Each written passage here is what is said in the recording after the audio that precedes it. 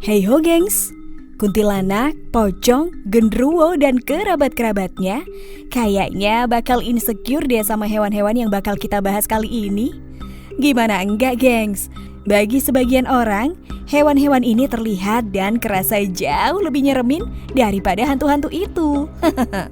Misalnya nih ya, kecoa. Percaya deh, nggak ada yang lebih nyeremin daripada pas boker, terus tiba-tiba terlihat antena kecil coklat gerak-gerak di sela-sela pintu toilet. Lalu sang empunya antena seperti habis nerima sinyal rasa takut dan kecemasan.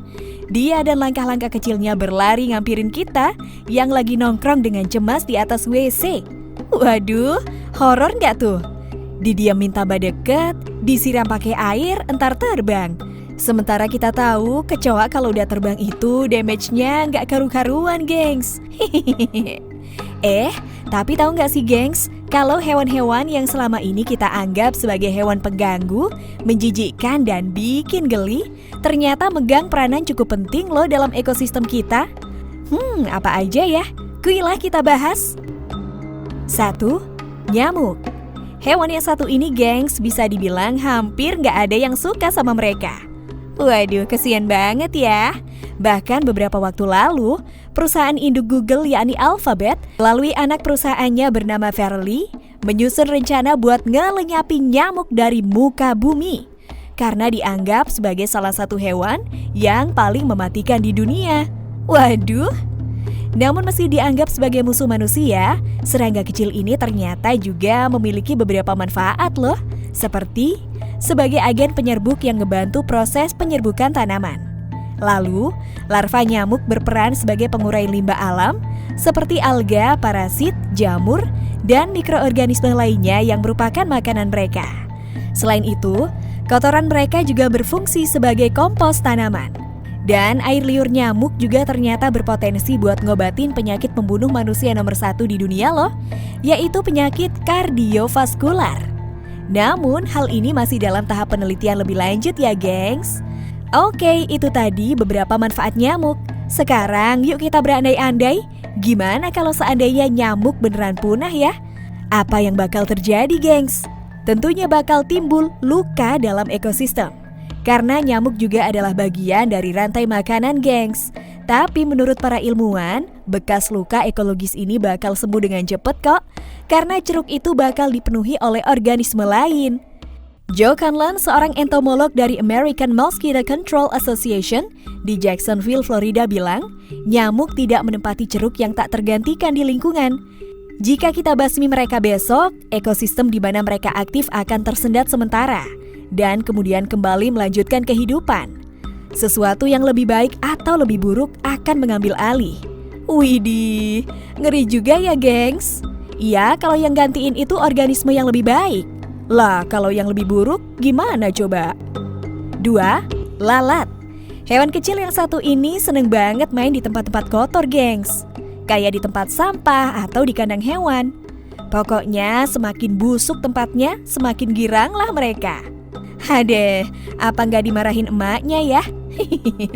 Makanya nggak heran kalau sejumlah penyakit kayak tipes, diare, kolera, disentri, dan sejumlah penyakit lainnya dapat ditularin lalat ke manusia pas mereka landing di makanan kita. Aduh Brat, lu boleh main ke tempat kotor, silakan, itu hak lu. Tapi jangan bawa-bawa kami dong. Lu yang senang-senang, kami yang menceri-menceri deh. Tapi gengs, ternyata hewan pengganggu yang satu ini juga punya beberapa manfaat yang nggak bisa kita remehin loh. Seperti ngebantu proses penyerbukan tanaman. Sebagai pengurai limbah sampah dan kotoran yang dihasilkan oleh manusia maupun hewan agar tidak menumpuk dan menjadi masalah bagi lingkungan. Dan juga sebagai pengobatan. For your information, gengs, belatung bisa dipakai buat ngobatin luka gangren tanpa menggunakan antibiotik loh.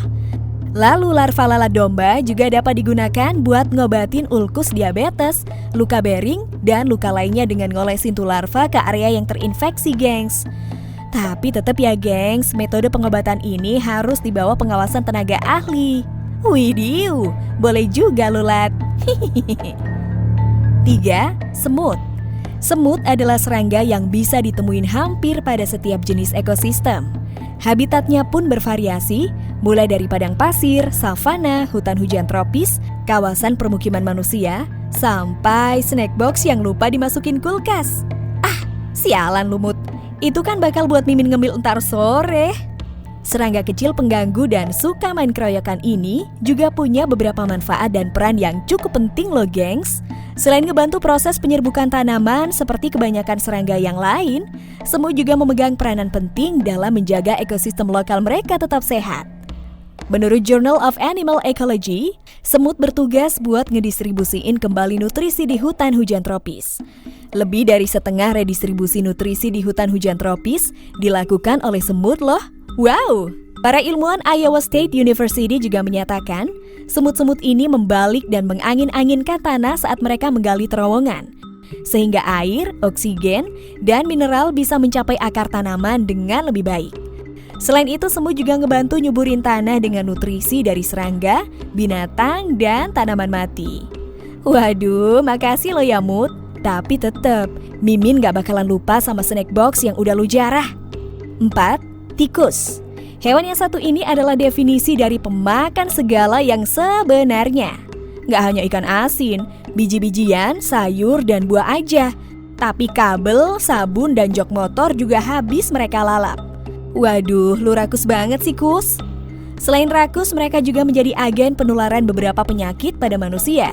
Seperti penyakit pes yang disebabkan oleh bakteri Yersinia pesticida, HPS atau Hantavirus pulmonari syndrome yang ditularkan oleh jenis tikus rusa, tikus berkaki putih, tikus padi dan tikus kapas, HFRS atau Hemorrhagic Fever with Renal Syndrome, LCM atau Lymphocytic choriomeningitis, RBF atau Right Bite Fever, dan leptospirosis atau infeksi bakteri yang ditularkan oleh tikus ketika seseorang memiliki luka terbuka. Tapi geng, setelah kita tahu semua hal buruk tentang tikus, masa iya sih gak ada hal baik yang bisa kita ambil dari mereka? Kayaknya adalah ya. Kuilah kita cari tahu. Nah, setelah Mimin cari kesana kemari, nyekrol Google sampai page terakhir, akhirnya Mimin tetap gak bisa nemuin manfaat dari binatang pengerat ini gengs. Selain menjadi mangsa dari predatornya. Ya elah, capek-capek nyekrol gak nemu juga. Jadi kesimpulannya gengs, hindari sebisa mungkin ngejalin toxic relationship dengan spesies ini. 5. Kecoa. Dan primadona kita kali ini adalah kecoa. Sumpah deh, Mimin gedeg banget sama serangga yang satu ini gengs. Udah bau, kecil dekil coklat mengkilat, serem, suka main di tempat kotor, suka ngejarah makanan dan ninggalin aroma gak enak di sisa makanan yang habis mereka jarah. Udah gitu dianugerahi kemampuan buat terbang lagi. Waduh, OP banget nih serangga. Tapi jangan salah gengs, di balik karakter menjijikannya, ternyata kecoa punya peranan penting loh buat bumi kita. Kok bisa ya? Nih Mimin kasih tahu. Kecoa berperan sebagai pendaur ulang yang profesional buat bumi kita, gengs. Mereka bisa makan apa saja seperti tumbuhan dan hewan yang telah mati ataupun kotoran hewan. Sistem pencernaan yang dimiliki kecoa mengandung bakteri dan protozoa sehingga mereka bisa ngedaur ulang atau ngerubah limbah di lingkungan masyarakat jadi nutrisi yang mudah diserap alam. Selain itu, kecoa juga memiliki manfaat penting dalam ranah penelitian medis atau kesehatan, gengs. Serangga ini menghasilkan antibiotik alami yang mereka pakai buat bertahan hidup di tempat yang paling kotor sekalipun. Para peneliti ngejelasin bahwa serangga menjijikan ini juga punya sistem buat nangkal bakteri yang resisten terhadap antibiotik, seperti Staph aureus atau bakteri patogen. Wow, beneran gak nyangka Mimin? That's a wrap, gengs. Demikian manfaat dan peran hewan-hewan pengganggu yang telah Pintu Labirin rangkum buat kamu. Semoga video ini bisa mencerahkan kalian. Kalau kalian suka, silakan like, subscribe, share, dan aktifkan lonceng notifikasi. Jangan lupa tinggalkan jejak kalian dengan komen di bawah ini ya. Bye, gengs!